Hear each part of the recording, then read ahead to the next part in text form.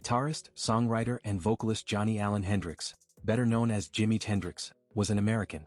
When Jimi Hendrix died, his net worth was about $150,000.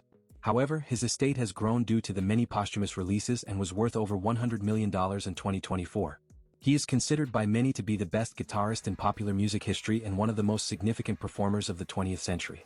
According to the Rock and Roll Hall of Fame, he is arguably the greatest instrumentalist in the history of rock music. Houses. Hendrix lived at 23 Brook Street in London with his former girlfriend Kathy Etchingham. Hendrix and Etchingham moved into this apartment in the summer of 1968. Hendrix called it his first real home. The apartment is now part of the Handel and Hendrix Museum in London. Hendrix may have also stayed in Morocco in 1969, where he is said to have stayed in a palace, a compound and a living room. The palace was once called Dar Sultan, but is now known as La Maison de Jimi Hendrix. There is also a house in San Francisco known as the Jimi Hendrix Red House. It is located at 1524 Haight Street and is a bright red 3-story property. Some say that Hendrix lived in the house for a few years in the 1960s. Personal life. Did Jimi Hendrix have children? Yes, Jimi Hendrix is believed to have fathered children before his death. Tamika Loris James Hendrix, born on February 11, 1967 in Minneapolis, Minnesota, is reportedly his oldest daughter. She was the result of his relationship with Diane Carpenter. In 1966, Diane, who was 16, lived with the 23-year-old Hendrix in California and later in New York. After becoming pregnant, she returned to Minneapolis, where Tamika was born. Additionally, there are reports of a half-brother, James Daniel Sundquist, born from Hendrix's relationship with Eva Sundquist. Despite being siblings, Tamika and James are said to have had little connection with each other. Jimi Hendrix never publicly acknowledged having children during his lifetime. However, in 1975, Swedish courts determined that James Sundquist was his child, although this decision was made without DNA or blood testing. In 1994, an inheritance dispute complicated matters due to unanswered questions regarding his paternity. Tamika Hendrix also claims to be his daughter, but like James, no DNA test has confirmed this. A 1972 inheritance lawsuit filed by Tamika's mother, Diane, did not succeed. The mothers of Jimi Hendrix's alleged sons. Speculation about Jimi Hendrix's personal life includes claims about 2 sons. The first is James Sundquist, born to Hendrix and Eva Sundquist. This relationship became public in the late 1970s when a paternity suit was settled in James's favor, granting him inheritance rights. As for the second son, Tamika Hendrix asserts that she is Jimi Hendrix's daughter, born from his relationship with Diane Carpenter. Though she has spoken about her potential lineage, no DNA tests have been presented to confirm the claim. A 1972 lawsuit filed by her mother Diana, to claim a part of Hendrix's inheritance was unsuccessful. Jimi Hendrix's romantic relationships. Beyond his musical genius, Jimi Hendrix was known for his romantic relationships, which were often as high-profile and passionate as his music. Here are some of the key women in his life. Linda Keith. Before Hendrix rose to fame, Linda Keith, girlfriend of Rolling Stones guitarist Keith Richards, played a crucial role in introducing him to influential figures in the music industry. Kathy Etchingham. From 1966 to 1969, Kathy and Jimi shared a profound connection. They lived together in London and she inspired some of his songs. Their relationship was intense, marked by both passionate love and turbulent arguments. Devin Wilson. In New York, Jimi was romantically involved with Devin Wilson, a connection that, though brief, was notably intense. Monica Danman. Perhaps one of his most discussed relationships, Monica was with Hendrix during his final hours. She was an artist and figure skater who later claimed to have been engaged to him, although this remains a matter of debate. Carmen Barrero. Carmen was a significant but short-lived presence in Hendrix's life, known for a passionate and volatile relationship during his time in New York. Faye Pridgen. An early girlfriend from his Harlem days, Faye shared Jimi's aspirations to break through in the music industry. They reconnected at various stages throughout his life. Joyce Lucas. Before Hendrix's fame skyrocketed, Joyce Lucas, a fashion designer, shared a deep bond with him, creating iconic pieces for his wardrobe. Career shape-up. He joined the U.S. Army in 1961 but was dismissed the following year. Soon after, he relocated to Clarksville, then Nashville, Tennessee, and began performing on the Chitlin circuit, eventually joining the Isley Brothers backing band and then Little Richard, with whom he worked until mid-1965. He subsequently joined Curtis Knight and the Squires before relocating to England in late 1966, when bassist Chas Chandler of the Animals became his manager. Within months, Hendrix had won 3 UK top 10 successes with his band, The Jimi Hendrix Experience, with its rhythm section consisting of bassist Noel Redding and drummer Mitch Mitchell, Hey Joe, Purple Haze, and The Wind Cries Mary. He rose to prominence in the United States with his appearance at the Monterey Pop Festival in 1967, and his third and last studio album, Electric Ladyland, debuted at number 1 on the Billboard 200 in 1968. The double LP was Hendrix's most financially successful and only number 1 record. He was the world's highest-paid rock artist, having headlined the Woodstock Festival in 1969 and the Isle of Wight Festival in 1970 before dying accidentally in London from barbiturate-related asphyxia in September 1970. Hendrix was influenced by American rock and roll and electric blues. He used overdriven amplifiers with high volume and gain, and he helped popularize the hitherto unwanted sounds produced by guitar amplifier feedback.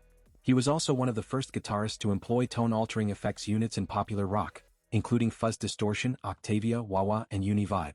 He was the first musician to incorporate stereophonic phasing into recordings. According to Rolling Stone's Holly George Warren, Hendrix was a pioneer in using the instrument as an electronic sound source. Players before him had dabbled with feedback and distortion, but Hendrix transformed those effects and others into a controlled, flowing lexicon as unique as the blues with which he began. Hendrix received several music accolades both during his life and after his death. Melody Maker's readers chose him as Pop Musician of the Year in 1967, Artist of the Year in 1968, and Performer of the Year in Rolling Stone in 1969. He was selected the World Top Musician of 1969 by Disc and Music Echo, and Rock Guitarist of the Year by Guitar Player in 1970. The Jimi Hendrix Experience was inducted into the Rock and Roll Hall of Fame in 1992, and the UK Music Hall of Fame in 2005. Rolling Stone placed the band's 3 studio albums, Are You Experienced, 1967, Axis, Bold as Love, 1967, and Electric Ladyland, 1968. In its different listings, the 500 Greatest Albums of All Time list ranks Hendrix as the finest guitarist and 6th greatest musician of all time. Ancestry and Childhood. Hendrix claimed Cherokee ancestry in addition to being African American. Bertrand Philander Ross Hendrix, his paternal grandpa, was born in 1866 as the result of an adulterous affair between a lady named Fanny and a grain trader from either Urbana, Ohio or Illinois, who was one of the area's richest men at the time. Zenora Nora Rose Moore, Hendrix's paternal grandmother, was a former dancer and vaudeville actress who helped establish Fountain Chapel in Hogan's Alley. On June 10, 1919, Hendrix and Moore moved to Vancouver, Canada, and had a son named James Allen Hendrix, whom the family referred to as Jal. Al met Lucille Jeter, 1925 to 1958, at a dance in 1941, shortly after coming to Seattle, Washington. They married on March 31, 1942. Preston Jeter, born 1875, was Lucille's father, Jimmy's maternal grandpa, and his mother was born under identical circumstances to Bertrand Philander Ross Hendrix. Clarice, née Lawson, Lucille's mother, was descended from enslaved African Americans. 3 days after the wedding, Al, who had been recruited by the United States Army to serve in World War II, went to begin basic training. Johnny Allen Hendrix was born on November 27, 1942, in Seattle, the first of Lucille's 5 children. Johnny's parents changed his name in 1946 to James Marshall Hendrix in honor of Al and his late brother Leon Marshall. Al was stationed in Alabama at the time of Hendrix's birth and was refused the customary military vacation granted to troops for delivery. His commanding officer locked him in the stockade to prevent him from going AWOL to see his baby son in Seattle. He was imprisoned for 2 months without being tried, and while there he got a telegram informing him of the birth of his son. During Al's 3-year absence, Lucille struggled to raise their kid. When Al was away, Hendrix was mostly cared for by relatives and friends, particularly Lucille's sister Dolores Hall, and her friend Dorothy Harding. On September 1, 1945, Al obtained an honorable discharge from the United States Army. 2 months later, unable to locate Lucille, Al traveled to the Berkeley, California house of Mrs. Champ, an acquaintance who had cared for and sought to adopt Hendrix, was the first person Al saw his son with. When Al returned from the military, he reconciled with Lucille, but his failure to find a permanent job left the family poor. They both suffered from drinking and frequently argued while inebriated. The violence occasionally caused Hendrix to withdraw and hide in a closet in their home. His connection with his brother Leon, born 1948, was close but tenuous. With Leon in and out of foster care, they were often on the verge of being estranged. In addition to Leon, Hendrix had 3 younger siblings: Joseph, born 1949, Kathy, born 1950, and Pamela, born 1951, all of whom Al and Lucille gave up for foster care and adoption. The family relocated regularly, residing in low-cost motels and apartments across Seattle. On occasion, family members will take Hendrix to Vancouver to reside with his grandma. As a modest and sensitive youngster, his life events had a profound impact on him. In subsequent years, he revealed to a lover that he had been sexually abused by a guy in uniform. On December 17, 1951, when Hendrix was 9 years old, his parents split. The court gave Al custody of him and Leon. Early beginnings. During the mid-1950s, the social worker at Horace Mann Elementary School in Seattle noticed Hendrix's habit of carrying a broom about to imitate a guitar. After more than a year of him holding to a broom as a security blanket, she filed a letter demanding school money for disadvantaged children, claiming that keeping him without a guitar may cause psychological harm. Her efforts were unsuccessful, and Al declined to purchase him a guitar. In 1957, while assisting his father with a side job, Hendrix discovered a ukulele amid the trash they were cleaning from an elderly woman's home. She said he could keep the instrument, which had just one string. He learned by ear and played single notes while singing along to Elvis Presley songs, notably Hound Dog. That by the age of 33, Hendrix's mother Lucille had developed liver cirrhosis, and she died on February 2, 1958, when her spleen ruptured. Al refused to accompany James and Leon to their mother's burial. Instead, he offered them shots of alcohol and told them it was how men should cope with grief. In 1958, Hendrix finished his studies at Washington Junior High School and began attending, but did not graduate from Garfield High School. Hendrix bought his first acoustic guitar for $5 in mid-1958 when he was 15 years old. He practiced for hours every day, studying and learning from more experienced guitarists while listening to blues performers like Muddy Waters, B.B. King, Howlin' Wolf, and Robert Johnson. The television theme Peter Gunn was the first song Hendrix learned to play. Around that time, Hendrix played with his childhood friend Sammy Drain and his keyboard-playing brother. In 1959, while attending a Hank Ballard and the Midnighters concert in Seattle, Hendrix met the group's guitarist Billy Davis, who gave him some guitar licks and landed him a temporary gig with the Midnighters.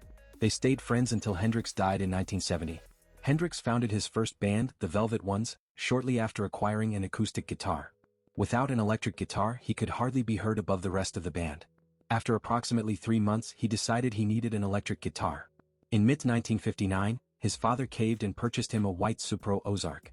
Hendrix's debut performance was with an unknown band in Seattle's Temple de Hirsch's Jaffe Room, but he was dismissed between sets for flaunting his talent. He joined the Rocking Kings, who performed professionally at locations such as the Birdland Club. When his guitar was stolen when he left it backstage overnight, Al purchased a crimson silver-toned Danelectro. Military service. Hendrix was arrested twice before the age of 19 for riding in stolen automobiles. Given the option of incarceration or joining the army, he selected the latter and enrolled on May 31, 1961. After 8 weeks of basic training at Fort Ord, California, he was assigned to the 101st Airborne Division and stationed in Fort Campbell, Kentucky. He arrived on November 8 and wrote to his father shortly after, "There's nothing but physical training and harassment here for 2 weeks, then when you go to jump school, you get hell. They work you to death by fretting and arguing." In his next letter, Hendrix, who had left his guitar in Seattle at the house of his lover Betty Jean Morgan, requested he asked his father to deliver it to him as quickly as possible, saying, "I need it now." His father agreed and shipped the crimson silver-toned Danelectro with Hendrix's hand-painted phrase, "Betty Jean," to Fort Campbell. His apparent infatuation with the instrument contributed to his disregard for his responsibilities, resulting in teasing and physical abuse from his peers, who at least once withheld the guitar from him until he pleaded for its return. In November 1961, fellow serviceman Billy Cox strolled past an army bar and heard Hendrix perform. Cox rented a bass guitar after being impressed by Hendrix's approach, which he characterized as a cross between John Lee Hooker and Beethoven. The two jammed. Within weeks they started performing at the base. Hendrix finished his parachute training, and on January 11, 1962, Major General Charles W. G. Rich gave him the famous Screaming Eagles patch. By February, his bosses were criticizing his conduct. They called him an unqualified marksman and frequently caught him asleep on duty and failed to report for bed checks. On May 24, James C. Spears, Hendrix's platoon sergeant, issued a report stating, "He has no interest whatsoever in the Army. In my judgment, Private Hendrix will never meet the standards demanded of a soldier. I believe the military service will profit from his release as soon as feasible." On June 29, 1962, Hendrix received a general discharge. Despite starting with low-paying concerts at obscure places, the band soon relocated to Nashville's Jefferson Street, the historic core of the city's black culture and home to a vibrant rhythm and blues music scene. They had a brief residency at a popular venue in town, the Club Del Morocco, and for the next 2 years, Hendrix made a living performing at a circuit of venues throughout the South affiliated with the Theater Owners Booking Association, TOBA, also known as the Chitlin Circuit.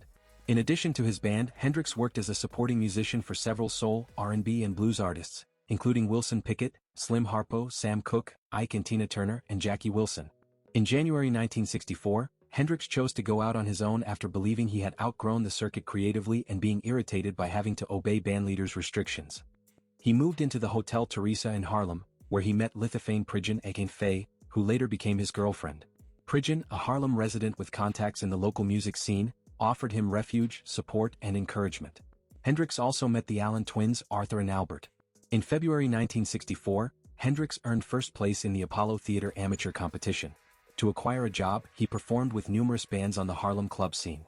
At the request of a longtime colleague of Joe Tex, Ronnie Isley allowed Hendrix an audition that resulted he promptly accepted an opportunity to join the Isley Brothers' supporting band, the IB Specials, as their guitarist. First recordings. In March 1964, Hendrix collaborated with the Isley Brothers to create the two-part song Testify. Released in June, it did not chart. In May, he played guitar on Don Covey's song Mercy Mercy. Rosemary Records released the music in August, and Atlantic distributed it. It peaked at number 35 on the Billboard list. Hendrix traveled with the Isleys for much of 1964, but he departed around the end of October, bored of playing the same set every night. Shortly after, Hendrix joined Little Richard's touring band, The Upsetters. During a stay in Los Angeles in February 1965, he recorded his first and only single with Richard, I Don't Know What You Got, But It's Got Me. Written by Don Covey and published by VJ Records. Richard's fame was decreasing at the time, and the song peaked at number 92, where it stayed for 1 week before falling off the charts. Hendrix met singer Rosa Lee Brooks while staying at the Wilcox Hotel in Hollywood, and she encouraged him to participate in a recording session for her single, which featured the Arthur Lee Pen My Diary on the A-side and You Teach on the B-side. Hendrix performed guitar on both tunes, which also included backing vocals from Lee. The record failed to chart, but Hendrix and Lee formed a connection that lasted several years. Hendrix eventually became a devoted fan of Lee's band Love. On July 27, Hendrix inked his first recording contract with Juggy Murray of Sue Records and Copa Management. He subsequently temporarily rejoined the Isley Brothers, recording Move Over and Let Me Dance with Have You Ever Been Disappointed as a follow-up.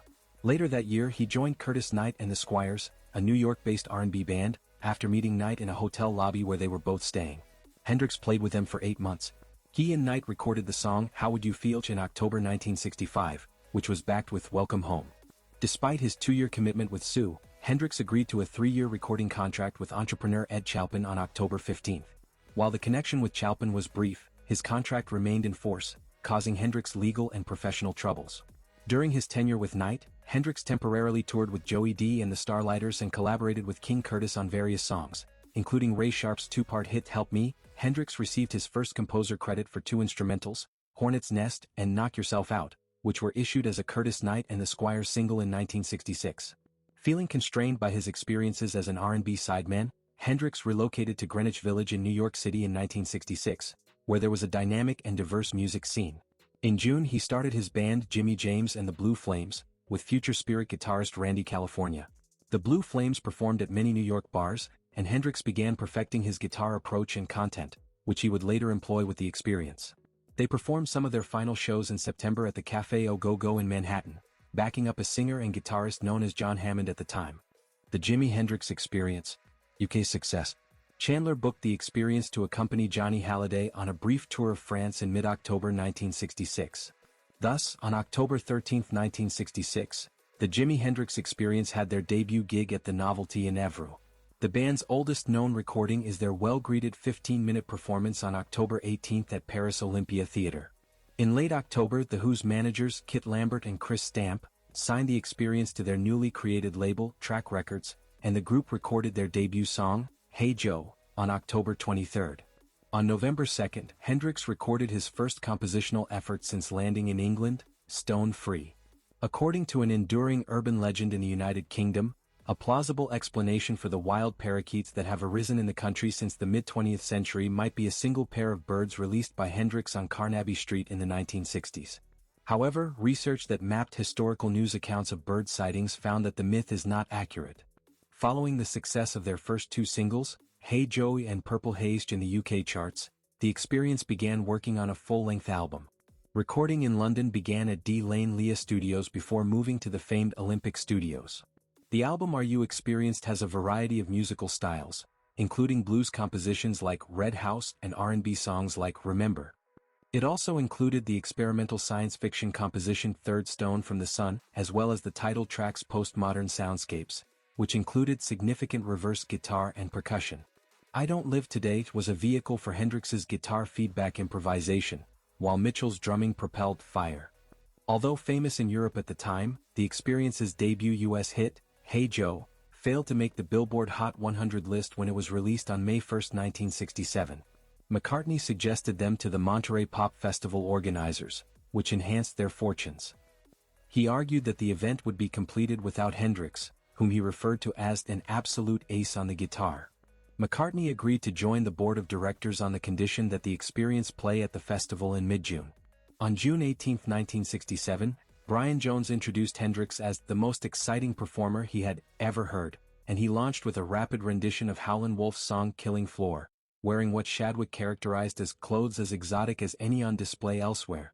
Chadwick claimed, "Hendrix was not only something utterly new musically, but an entirely original vision of what a black American entertainer should and could look like." The experience then performed versions of Hey Joe, B.B. King's Rock Me Baby, Chip Taylor's Wild Thing, and Bob Dylan's Like a Rolling Stone, as well as 4 original compositions, Foxy Lady, Can You See Me, The Wind Cries Mary, and Purple Haze. The act finished with Hendrix breaking his instrument and throwing bits of it out to the audience. Rolling Stone's Alex Viducal wrote he was unable to stop us or pull the plug. "We played past the moment where Lulu could have joined us, through the time for conversing at the finish, and through Stanley ripping his hair, pointing to his watch and quietly shouting at us. We played out the show." Dorfman declined to talk with us thereafter, but the end effect is one of our most extensively utilized films. Certainly, it is the most easygoing. At the BBC Club after the program, Dorfman described Hendrix as a very sweet man, very quiet. He didn't know he'd done anything wrong at all. However, according to rock and roll mythology, Hendrix was barred from working for the BBC again. During this time, the experience traveled to Scandinavia and West Germany, and finished with 2 concerts in France. They performed 2 sold-out shows in London's Royal Albert Hall on February 18 and 24, marking their final European appearances. Breakup of the experience. In 1969, Hendrix was the world's highest-paid rock performer. In August, he headlined the Woodstock Music and Art Fair, which included many of the most prominent acts at the time.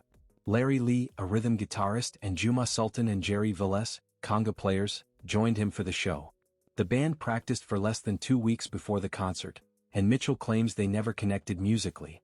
Before coming to the engagement, Hendrix learned that the size of the audience had increased dramatically, which troubled him because he disliked performing in huge audiences. He was a big draw for the event, and while accepting somewhat less money for his presence than usual, he was the festival's highest-paid artist. Hendrix decided to relocate his midnight Sunday slot to Monday morning, thereby ending the show. The band took the stage at about 8 a.m., and Hendrix had been up for more than 3 days. The audience, which had peaked at about 400,000 individuals, was reduced to 30,000. The festival's MC, Chip Monk, introduced the ensemble as the Jimi Hendrix Experience, but Hendrix clarified, "We decided to change the whole thing around and call it Gypsy Sun and Rainbows. In short, it's nothing but a band of gypsies." Band of Gypsies. In 1966, a legal disagreement erupted over a record deal that Hendrix had signed the previous year with producer Ed Chalpin. After 2 years of litigation, the parties reached an agreement that handed Chalpin distribution rights to an album of Hendrix's original compositions. Hendrix opted to record the album Band of Gypsies during 2 live appearances. In preparation for the gigs, he established an all-black power trio with Cox and drummer Buddy Miles, who had previously performed with Wilson Pickett, the Electric Flag and the Buddy Miles Express. According to critic John Rockwell, Hendrix and Miles were jazz rock fusionists, and their partnership was pioneering. Others recognized funk and soul influences in their music. Concert promoter Bill Graham described the concerts as the most brilliant, the most dramatic demonstration of virtuoso electric guitar he had ever heard. Biographers say that Hendrix founded the band to placate members of the Black Power movement and others in the black community who urged him to utilize his celebrity to advocate for civil rights. A sample from Hendrix's first guitar solo showcasing his revolutionary use of high gain and overdrive to generate an aggressive, prolonged tone. Hendrix had been recording with Cox since April and jamming with Miles since September, and the trio created and rehearsed material for a 2-night run of 4 gigs at the Fillmore East on December 31 and January 1. They utilized recordings of these concerts to create the LP created by Hendrix. The album features the song Machine Gun, which musicologist Andy Aladort describes as the peak of Hendrix's career and the finest illustration of his unequaled creativity as a rock guitarist. Jimi transcended the medium of rock music with this performance, setting a whole new benchmark for the capabilities of the electric guitar. During the song's long instrumental breaks, Hendrix used his guitar to produce noises that depicted warfare, such as rockets, bombs, and diving planes. The Band of Gypsies record was Hendrix's only official live LP released commercially during his lifetime. Some tracks from the Woodstock and Monterey gigs were released later that year. Capitol Records published the album in April 1970, and it topped the charts. 10 in the US and the UK. That same month, a single was released with Stepping Stone as the A-side and Isabellin as the B-side, but Hendrix was dissatisfied with the mastering quality and demanded that it be withdrawn and remixed, preventing the songs from charting and resulting in Hendrix's least successful single. It was also his final one. On January 28, 1970, the band of Gypsys made their third and last appearance at the Winter Festival for Peace, a music concert held at Madison Square Garden to benefit the Anti-Vietnam War Moratorium Committee. Johnny Winter, an American blues musician, was backstage before the show. He recalled, "Walked in with his head down, sat on the sofa alone, and head in his hands. He didn't move until it was time for the performance. He snapped a rude remark to a lady who yelled a request for Foxy Lady minutes after mounting the stage. He then began playing Earth Blues before informing the crowd, 'That's what happens when the Earth fucks with space.' He momentarily sat down on the drum riser before exiting the stage." Both Miles and Redding later alleged that Jeffrey gave Hendrix LSD before the concert. Miles suspected Jeffrey provided Hendrix the pills to undermine the current band and bring back the classic Experience lineup. After the concert, Jeffrey dismissed Miles and Cox departed, thereby dissolving the Band of Gypsys. Cry of Love tour. Soon after the suddenly interrupted Band of Gypsys concert and subsequent disbandment, Jeffrey began plans to reassemble the original Experience group. Rolling Stone interviewed Hendrix, Mitchell and Redding as a group in February 1970, but Hendrix had no intention of working with Redding. When Redding arrived in New York in preparation for rehearsals with the reformed Experience, he was informed that he had been replaced by Cox.